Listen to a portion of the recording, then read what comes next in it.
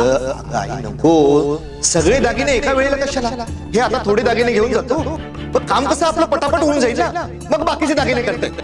दादा, तू पुन्हा जुगार खेळणार नाहीस असं तू मला वचन दिलं, पण तो त्यावर ठाम राहील की नाही याची शंका.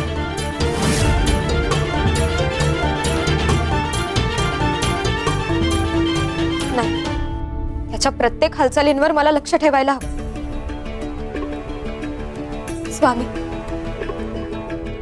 मी आता त्याच्यावर लक्ष ठेवणार. मी फक्त पाहत राहील आणि जिथे मला वाटेल ना तिथे मी त्याला थांबवेन, कधीही कुठेही. श्री स्वामी समर्थ. तुला आमच्या संकेताचा अर्थ कळला शारदा. आजवर दुर्लक्ष झालं, पण आता तुला लक्ष ठेवावंच लागेल, अन्यथा नरेशची दुर्गती ठरलेली. शिव शंकर शंभो.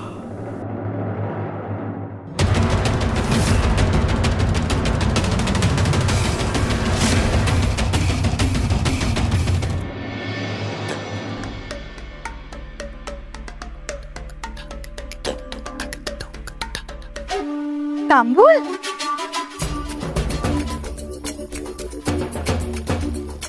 आम्हाला फार आवडतो तांबूल. खातोच. वा वा. कपिलाताई, अहो काय हे? हा तांबूल स्वामींसाठी होता, तुम्ही का खाल्ला? स्वामी आता आहे स्थानावर नाही ना, मला तांबूल आवडतो म्हणून खाल्ला मी. कपिलाताई, अहो तुम्हाला माहित आहे ना, जेवल्यानंतर स्वामी तांबूल खातात, मग तुम्ही का खाल्लात? तुम्हाला देवाची भीती नाही का वाटत? देव आहे का? दिसतो का? नाही ना, मला तर कधीच देव दिसला नाही. आणि काय सारख्या कसल्या म्हणजे चुका काढत बसता तुम्ही? अहो आमच्यासाठी स्वामीच देव आहेत. तसा देव नाही, स्वामी म्हणजे देव नाही. हा, तो देव असा जो जगाच्या पलीकडे असतो, तो देव मला दाखवा, त्याला मी देव मानते. कपिले, गे एक काम कर, आज जा, पाणी आण, मीठ आण. जा. हो स्वामी.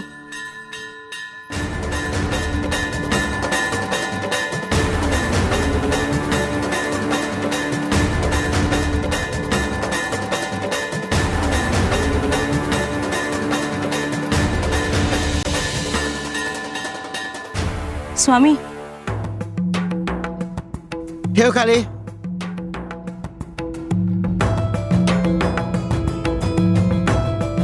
या पातेल्यात जे पाणी आहे त्यात मीठ टाक.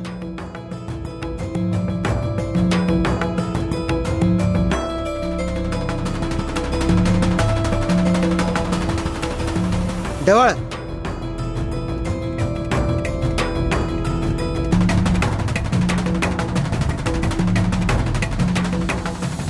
कपिले, पाण्यात मीठ दिसतंय का? नाही स्वामी, विरघळले मीठ.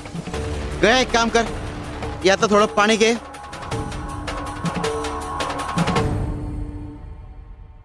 दे गेला प्यायला.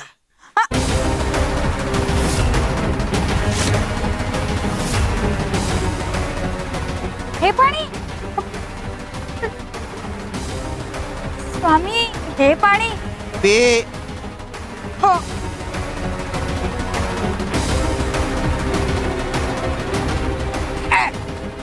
स्वामी, खारट आहे पाणी. म्हणजे यात मीठ आहे ना, हो. पण दिसत नाहीये. कपिले, देवाचं तसंच आहे, त्याचं अस्तित्व आहे पण ते दिसत नाही. तुमच्या आयुष्याला त्याच्यामुळे चव आहे आणि तुमच्या अस्तित्वाला त्याच्यामुळे अर्थ आहे. गया, पातेला चुलीवर ठेव. हो स्वामी.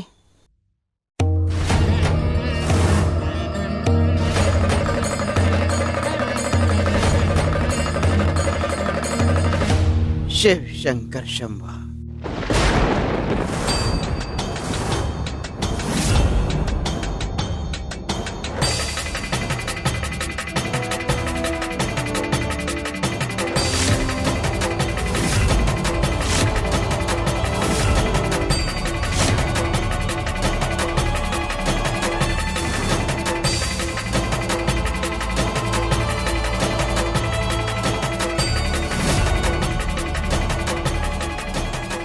कपिले जाऊन बघ पाण्यात मीठ दिसतंय की नाही.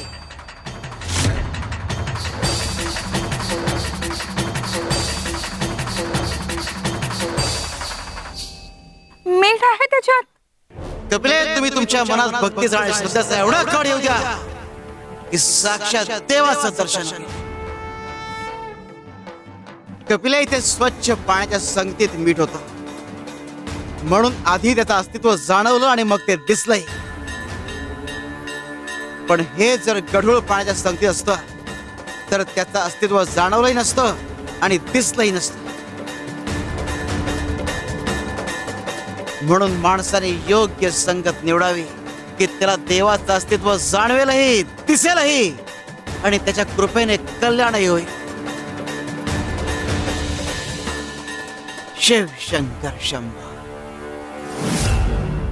आई बाबा सांग मला कुठे गेले. मला बाबा हवेत आई. हो बाळा येतील बाबा. हा बाबा बाहेरच गेलेत. हा येतील. तू रडू नको. तू शांत हो. दादा अजून आला नाहीये. इतका उशीर का होतोय. नेहमीच झालंय आता हे. शारदे, काही अनर्थ तर घडला नसेल ना ग. नाही आई, तू असलं काही मनात आणू नकोस.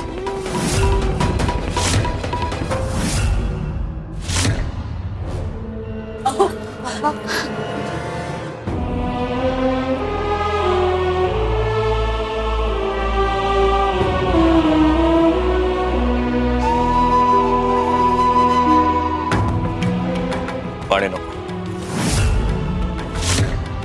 अहो, सापडला का नरेश? नाही, सगळा गाव पालथा घातला. चौकात पाहिलं, देवळात पण पाहिलं, पण कुठेच नाही सापडलं.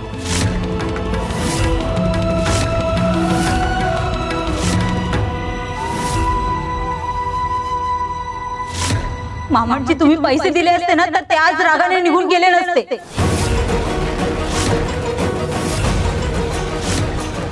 वहिनी अगं असं काही नाहीये. दादाच्या न येण्याचा आणि पैशांचा काही संबंध नाहीये. आई बाबा येतील ना लवकर. मला बाबा हवेत. मला बाबा हवे. सावली बाळा, बाबा येतील. हा तू शांत हो. देवावर विश्वास ठेव. देव कोणालाच एकटं सोडत नाही. आपणच काहीतरी चुकलो. तुम्ही द्या त्याला पैसे. तुम्ही पैसे दिले नाहीत ना तर आपल्यापासून लांब निघून जाईल हो आपला मुलगा. तुम्ही त्याला पैसे नाही दिले ना म्हणूनच तो नाराज झाला. आई अगं असं काही नाहीये. दादाच्या न येण्याचा आणि पैशांचा काही संबंध नाहीये. मी दिले होते त्याला पैसे.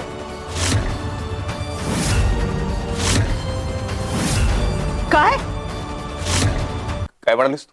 काय म्हणालीस शारदा? तू पैसे दिले होतेस? हा? बाबा मी काय विचारतोय तुला? तू पैसे दिले होतेस का? तुझ्याकडून कुठून आले पैसे? ते मी अगं शारदा बोल ना पटपट. हा, कुठून आले पैसे तुझ्याकडे? मी लहानपणापासून साठवलेले आणि शिवणकामाचे पैसे दिले मी दादाला.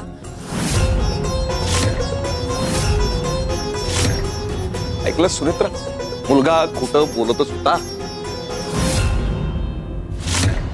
आता मुलगी सुद्धा आपल्यापासून गोष्टी लपवायला लागलेली आहे.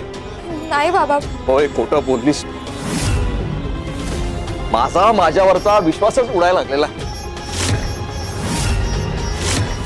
मी त्याला पैसे द्यायला नाही नाही म्हणतोय, याच्या मागे काहीतरी कारण असेल असं का नाही वाटत तुम्हाला? का अंत बघताय माझं तुम्ही सगळेजण? बाबा हो, मी सांगणारच होते तुम्हाला. दादा खूप खचला होता हो. मला वाटलं मी त्याला पैसे दिले तर तो सावरेल, त्याचा व्यवसाय उभा राहील, तो स्वतःच्या पायावर उभा राहील म्हणून दिले मी त्याला पैसे. ऐकलं सुनेत्र, मला असं वाटतं ना आपणच मुलांवरती संस्कार करायला कुठेतरी चुकलेलो आहोत. म्हणूनच ही दोन्ही मुलं आपल्यापासून लांब गेली. आपणच चुकलोय. हो, आपणच चुकलेलो आहोत. हे बघा, तुम्ही स्वतःला दोष देऊ नका. ही वेळ आता स्वतःला दोष देत बसण्याची नाहीये. आपल्या नरेशला शोधायची आहे हो. मामणजी, तुम्ही जर पैसे दिले असते ना तर आज हे घडलं नसतं. आता रडून काय उपयोग आहे? वहिनी, अगं कृपा करून असं काही बोलू नकोस. दादाच्या न येण्याचा आणि पैशांचा काही संबंध नाहीये.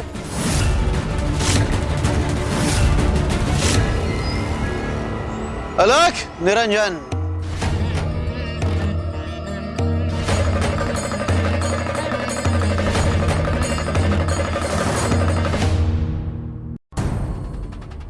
मी बघते.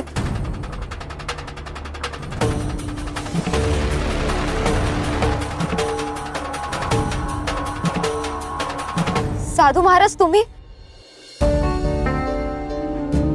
भाऊ घरी आला नाही म्हणून चिंतेत आहेस? हो, पण तुम्हाला कसं कळलं? वाट चुकलाय तो.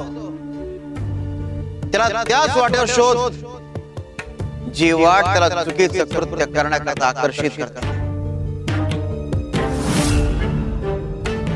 दादा,